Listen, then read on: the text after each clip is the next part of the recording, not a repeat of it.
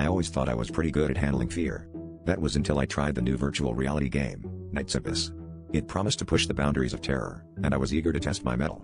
The moment I put on the headset, I was standing in the middle of a dense, shadowy forest, the moon casting eerie patterns through the branches.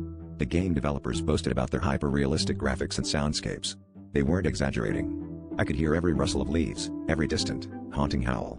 But there was something else, something they didn't advertise.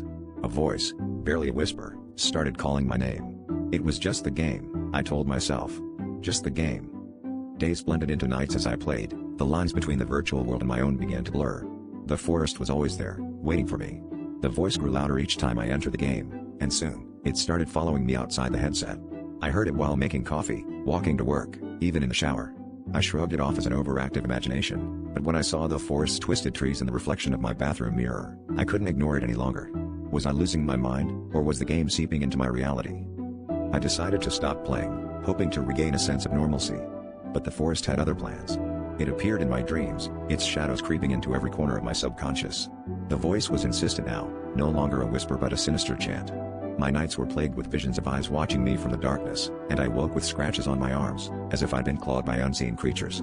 I reached out to the game developers, desperate for answers, but they claimed no responsibility, insisting their creation was just that, a game. Last night, I heard the voice again, clearer than ever, telling me to return to the forest.